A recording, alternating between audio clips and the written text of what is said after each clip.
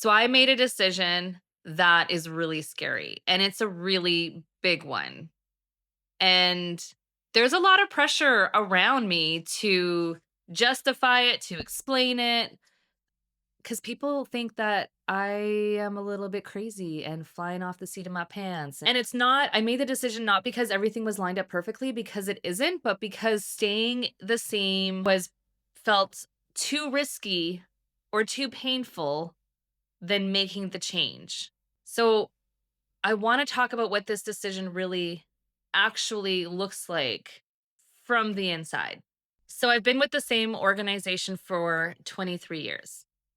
I was there for the security, the structure, the pay, and then the identity that came with it. For a long time, the identity that came with it, but then eventually that changed for me.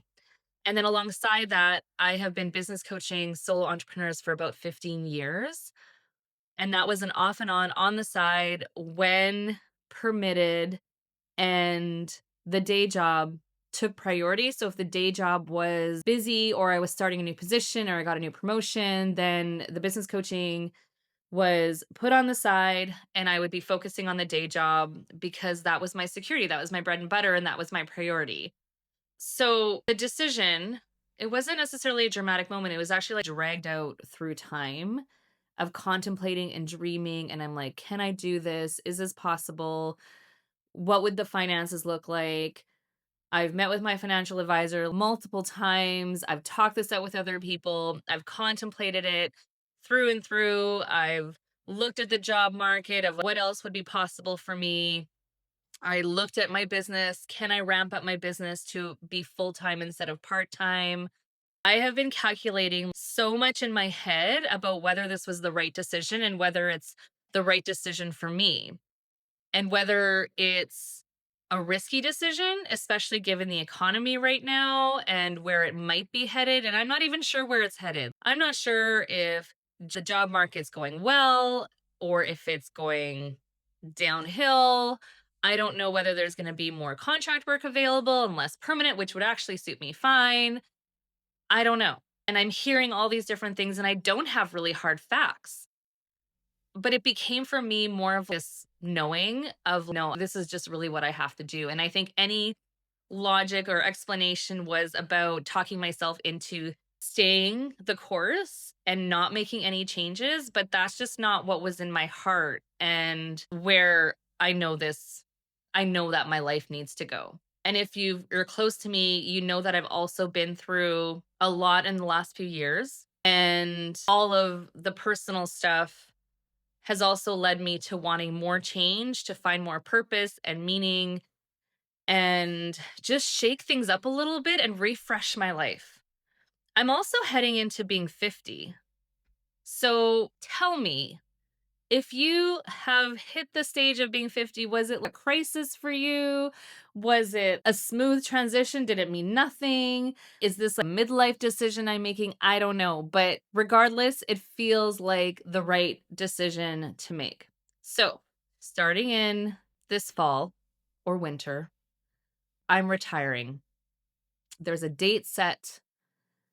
It's done, fully retiring, leaving my 23 years at my day job, and I'm going on my own. And so I don't know what that's going to look like yet. I don't know if, so definitely when I retire, I will be bringing in income, but it's not going to be the level of income that I need to sustain my life or to take care of my daughter or to do the fun things or any additional things in life. I could pay the bills and it's enough, but if I want to do extra, if I want to expand my life, if I want to grow my life, if I want to go on more adventures, if I want to buy the extra things for my daughter and it's not enough. And also I want to set myself up for the long term even better. And that was part of the decision. Well, I will have an income coming in through my retirement fund, and then that could be, and then I have all this free time available. And so I could income stack. And so that's the logic, but income stacking might not work out the way that I want it to work out. And I think that's the risk. And that's the scary thing. I am now betting on myself. And That's scary because I've been in a day job that has not even bet on me, but that supported me and that gave me that security and that guaranteed that higher level of income. And that is now just gone. And now it's up to me. And that's exciting and it's scary and it's empowering. And it's like, oh my gosh, what did I do? There's just all these mixed emotions about what am I doing here? And I'm a single mom caring for a beautiful girl. She's in her teens. I imagine everything is starting to get more expensive with like her clothes. It's like now she's into adult sizes and food is a little more because she's eaten more. And I'm not complaining about that at all. I adore her and adore being her mom. And I'm so happy and grateful that I can provide for her. And that is the most exciting thing in the world. But all the fear underneath is that I still need to make money. So this isn't about taking a long vacation, although I do want more vacations to be in my future, but I still need to make money and I still need to earn an income. And I want to pursue my passions and I want to pursue the things that I have been genuinely, authentically I'm driven to do.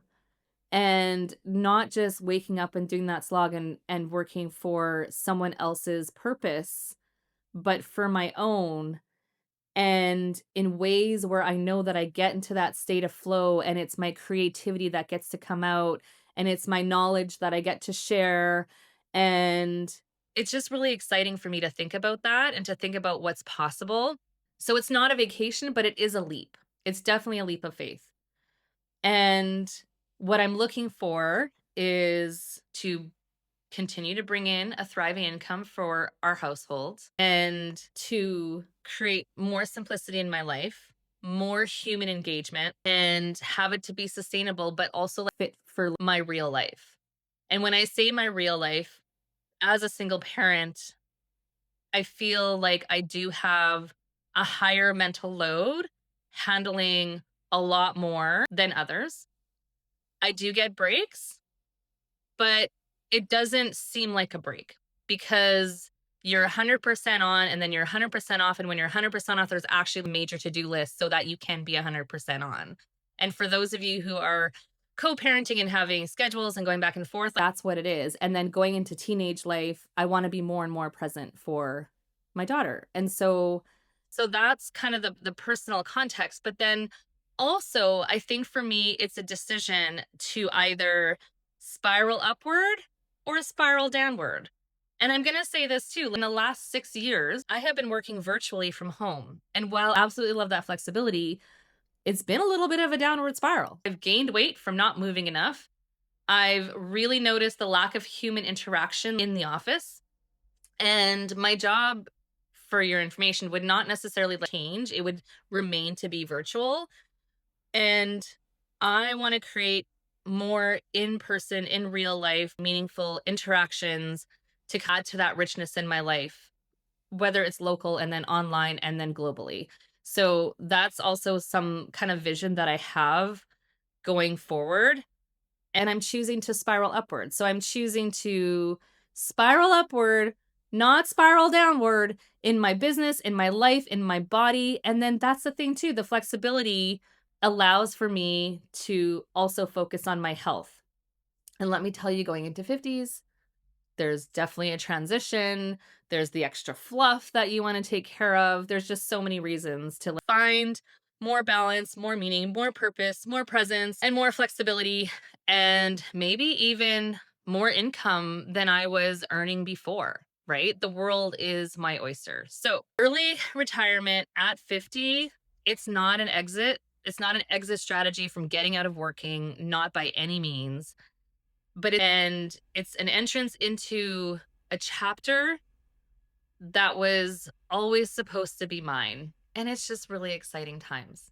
Now, I have paused my business coaching business for the last couple years to focus on my day job and figure out what I want going forward.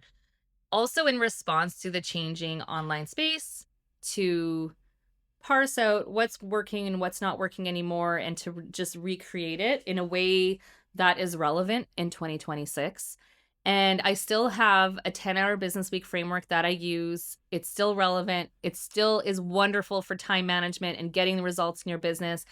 and it allows to support women that have a higher mental load, like I feel I do. And so I'm using the framework myself, and it's going to make it possible to have a simple business and in a sustainable way and in a way that generates income and that's built for my real life. So here's the thing.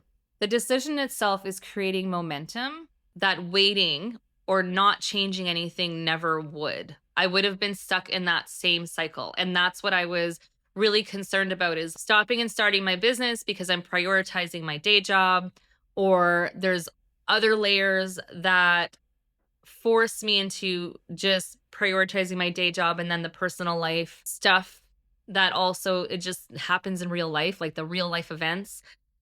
Retiring early doesn't mean having it all figured out, but it means choosing the direction for change. And it's also about protecting my time and energy, and my health will follow that, and your health will follow that. So if you're wondering what it would feel like or what the benefits would be of choosing an early retirement or choosing to follow your passion, it can be very much about protecting your time and your energy and your health. And when you protect your health, you get most of those things back. You get more time and energy back. So the new chapter is mine to design, and not with things getting easier, but right now, in the middle of my beautiful, complex life, I have made the decision before I'm ready. And it is the best decision I've ever made.